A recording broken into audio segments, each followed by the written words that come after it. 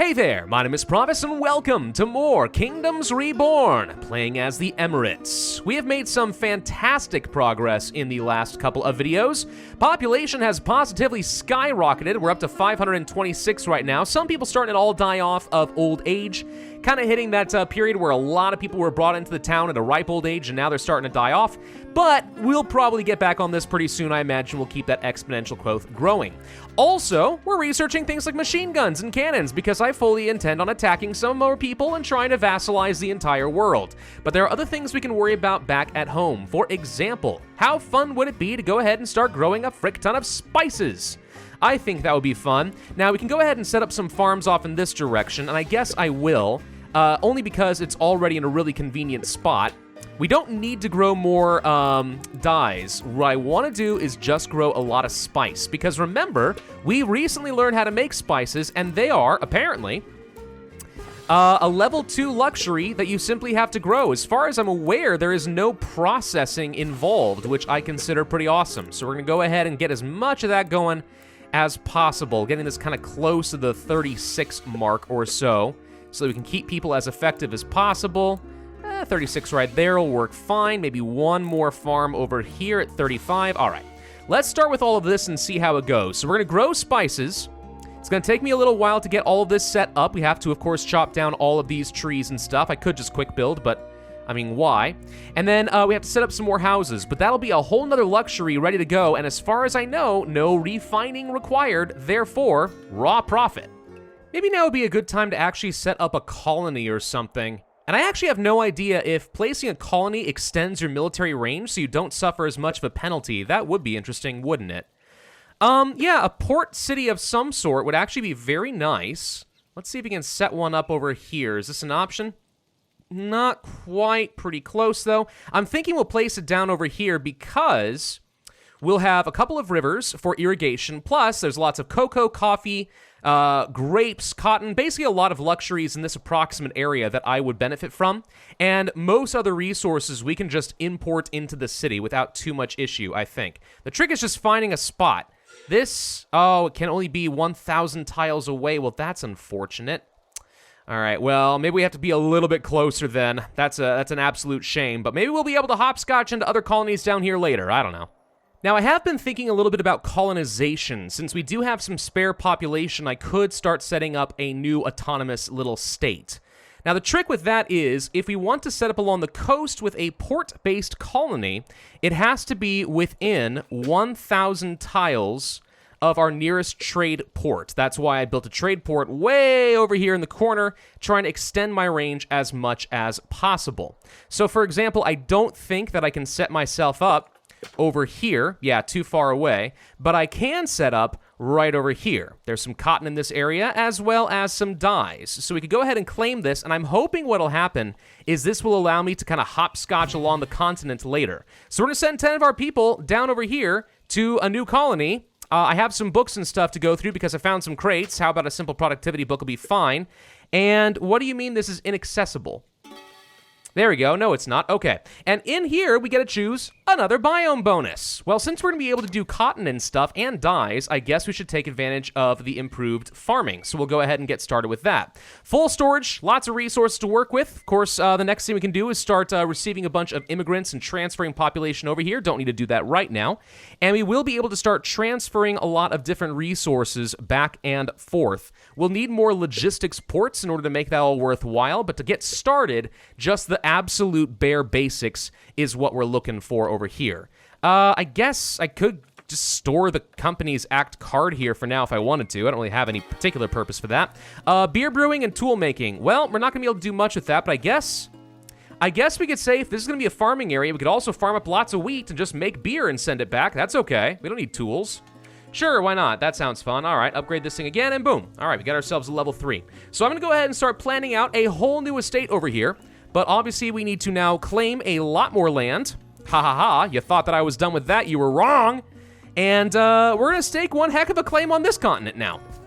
There we go. And thanks to quick build, this took practically no time at all. So we have a couple of extra inner city logistics ports. And the way these work is they automatically start gathering resources from your colonies back home or whatever town you target over here. So, for example, we're importing about 600 food, some coal, some medicine, iron tools, a lot of the basics there. Then I'm importing some building materials, clay, stone, wood, and brick.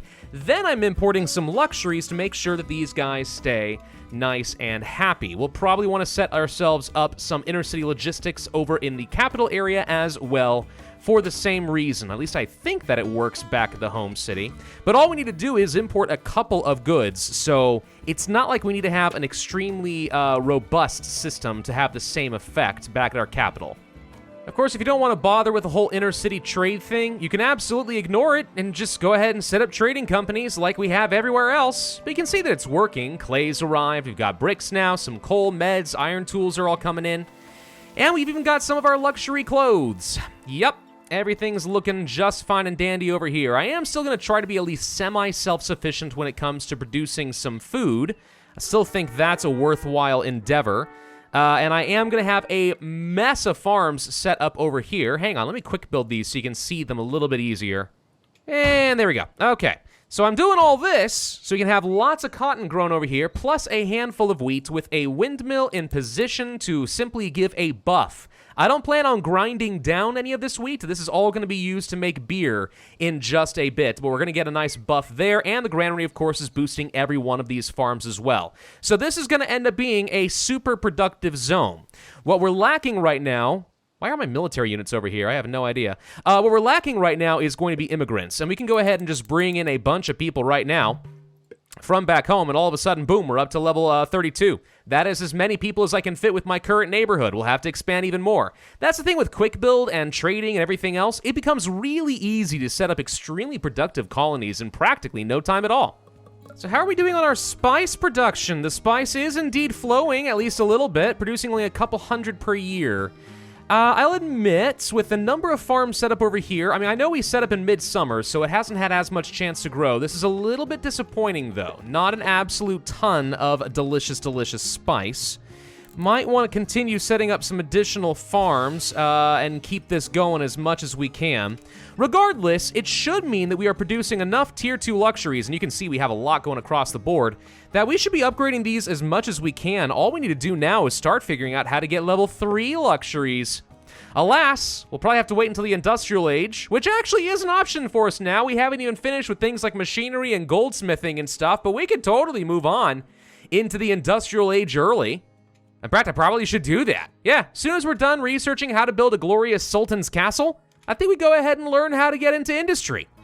So we can now build the Sultan's castle, huh? Grants an extra 15% influence from houses. Call me crazy. I didn't think that our houses got us anything. Our population certainly is going to get us some influence, but I didn't think we were getting a whole lot out of our houses, but okay. So this is going to take a load of stone, some iron, and some glass. Believe it or not, this seems completely doable. I think we'll go ahead and place it over here. I mean, it's not the most efficient location, but we're going to beautify the area a little bit, and it's probably appropriate to have a castle next to a mosque and stuff, you know? Yeah. All right, let's go ahead and mass import a freaking ton of stone and get ready for a grand project. So while that's all in progress, we certainly have managed to train up a pretty reasonable looking army over here. Shall we go on the offensive? Sure, I haven't even found a target. Could go for some more of these small little city-states. Who the heck are you? Luna? Hello with your 414 pops. What do you have here? You got actual infantry with guns? How is it that someone is still outpacing me in the upgrades? We're not that far behind, but someone else is already in the industrial era. Well, I can't exactly allow that now, can I? So we're gonna go ahead and have to toss in a whole bunch of musketeers to start. Off we go. So there's the walls. And in go the machine guns and the cannons, and we can't send any galleys, alas. So we'll just go ahead and store those away for the moment. I'm willing to bet that this is gonna freaking hurt. Although for some reason he took his sweet time in sending his units in. How fast can we even burn down this wall? Answer, not very fast, and we are, oh man. Why? Why is it that these guys are always so hard to kill? The AI is always ahead on military tech. It's almost as if the developers of the game knew that players were gonna try to abuse the frick out of this and kill the AIs. And like, you know, we should make the AI prioritize military defense. That's a good strat.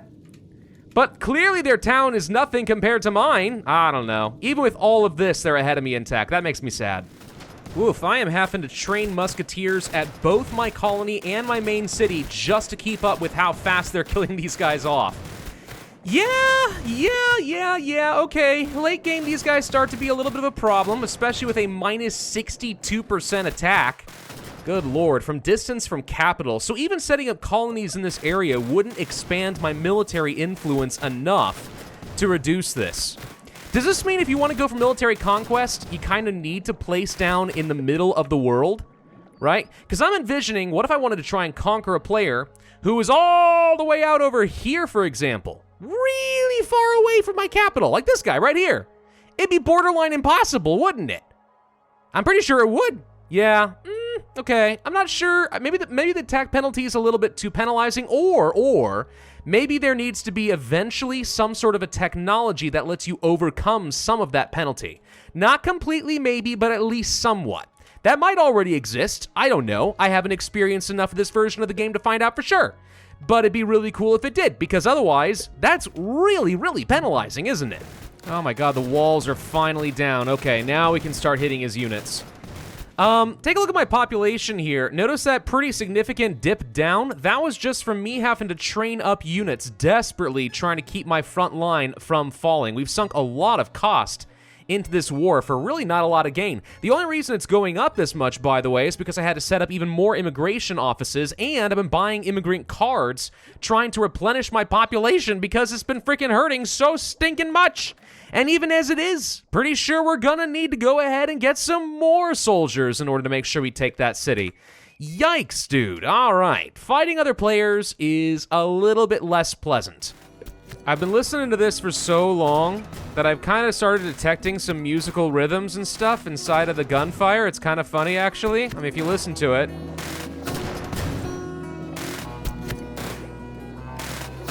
You hear it? Boom.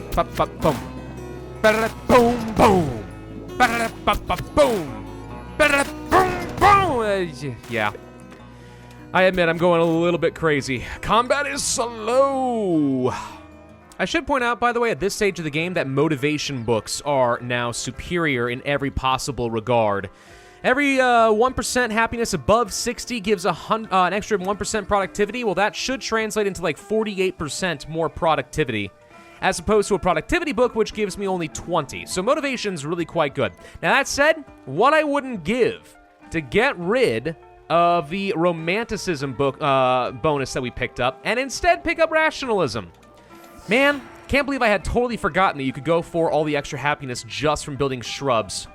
Again, lessons learned for the future. Anyway, welcome to the industrial area. So now we can go for capitalism, which gets me an extra 100% money from luxury consumption. That's ridiculous. Or productivity to all buildings have the effectiveness of passion and motivation cards. In other words, people being happy ain't so good. Now, obviously, we're going for capitalism. I mean, this is going to translate into me having... Jesus! Okay. Well, it more than doubled my money from 18,000 up to 41,000. Right. Yeah, do we even need to produce anything at this point? Have we reached a point where the private ownership of the means of production is literally getting rid of scarcity from raw, just prosperity? I don't know. Scores from population and happiness or scores from wonder? Frick, I don't even know what I've got. What's my best stuff? Happiness is 1,800. Population is 672. Well, this is obviously better. So sure, we'll take that, and oh my god, my score goes up so much. Ah!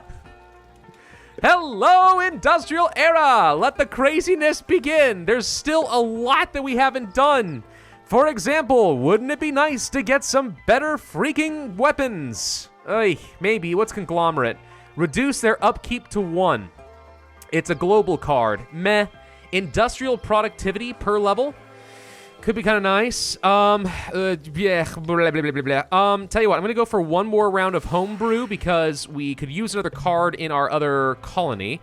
Then as far as tech, let's go ahead and grab that foreign investment, start working toward things like goldsmithing, because I think what we're gonna do is start importing a frick ton of gold ore, smelt it, and turn it into cool stuff.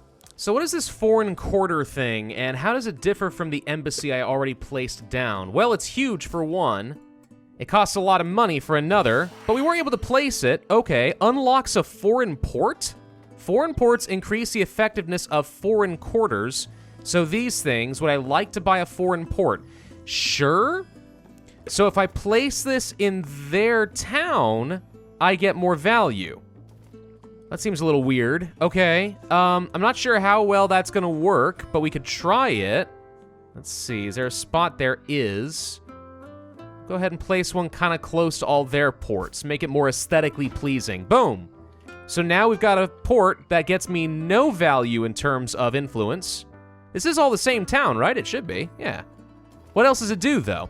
Upgrade military quarters. Every upgrade increases the amount of influence I get. So I am starting to siphon influence off of my neighbor, and the more I upgrade this at the cost of money...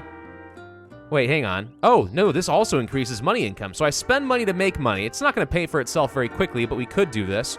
The more important thing is I can oh my god, this is expensive. I just spent like 1,000,000 gold. Okay, well anyway, this increases my influence gain, which allows me to sustain more of those little foreign things so we can extract more resources randomly, which I have been taking advantage of, by the way.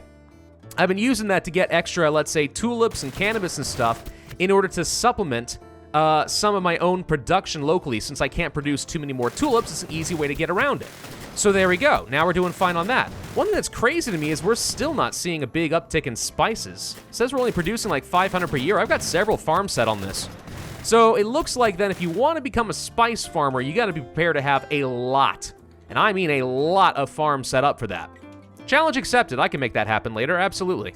So case in point, let's try setting up a bunch more of these foreign outposts. And fun fact, by the way, you can use your wild cards to just get these straight out. So if you're already sitting on truly ludicrous amounts of influence the same way that I am, then you can just go ahead and place a bunch of these down. You know something I never checked? Can you actually place this down on... No, you can't place multiple on the same tile. Admittedly, that would have been a little overpowered, wouldn't it? Unfortunately, some of these tiles, or some of these zones, are just slightly perfectly shaped to be impossible to extract from.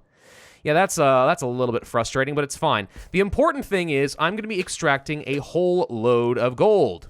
What do you mean? There's no owner over here.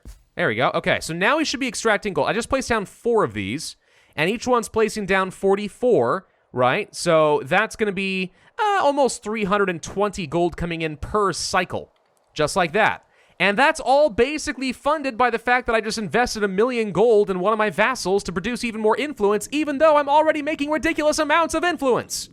But who cares? When you're making 43,000 freaking gold from luxuries, you can do whatever you want. Nothing matters. Literally, I can just spend money. I literally can't spend it fast enough. The world's my oyster, dang it. Even more so now that I've just conquered Luna, which is worth surprisingly only 121. I think I was expecting a lot more influence and a bit more money than that, but all right. Whatever, doesn't matter. That's another player enslaved for me. I think that leaves a handful left in the world. There's 2 down over there, 3 all next to each other. Wow. You know, it'd be really cool to see these AIs all like cooperating together and creating some sort of a triad economically. That would be cool. As it is, though, I'll bet you they don't even have the guts to go and fight each other. They probably don't even try vassalizing. Look at me, creating an empire on this entire area of the world, and y'all just sitting there peaceful? Weak. I like the green roofs, by the way, for the industrial era. It's kind of nice. So something I am buying in bulk right now is concrete. Concrete is the next thing we need in order to upgrade to the appropriate age and boost our work speed. Do that to our pita bakeries, and all of a sudden, look how glorious they look. Actually, this is a really cool aesthetic. I like it. You know, I was missing the blue roofs. I was actually going to comment on that. I missed the blue roofs from the normal faction, but I gotta admit, this looks pretty darn cool, dude. So anyway, we just go ahead and spend a bunch of concrete, and boom, we've boosted up our food production even more. And by the way, I am producing like 16,000 pitas per year now that I have 8 of these bakeries set up, so that's gonna be nice. So here's all of our gold smelters. We'll go ahead and start working with all these. Of course, we're gonna boost up... Actually, we're not going to boost up the work hours, but we are going to pay them a bit more to boost efficiency and some happiness coming out of that. Then let's spend some bricks and stuff, getting more value out of that. So we're going to start smelting out a whole load of gold, using up our coal and the gold ore that we are now extracting from all over the world. Those resource harvesters are really nice. It's like nowhere near the same level of effort as setting up a proper colony like over here, but it lets you get a whole bunch of resources worker-free. at the cost of influence, which is really easy to get in this expansion. I'm just saying. So yeah, it's pretty good. That's pretty good. Anyway, I think that might be a good place for us to end this video. So I know that we did a lot of long jumps here. We conquered another player. I'm probably not going to conquer any others unless I can get a ridiculous military advantage, because it simply is a very expensive and frankly a little on the boring side thing to do. And if we don't need any more influence, then, I mean, I don't know. I say why bother, right? But we are in the industrial era. We have established our first overseas colony, and we are just rolling in money thanks to the oh so wonderful power of capitalism. Bring on the comments. It's going to be amazing. Thank you all for watching. Hope you enjoyed. If so, I would ask that you hit that like button, leave a comment, subscribe, hit that notify bell, and I will see you guys next time.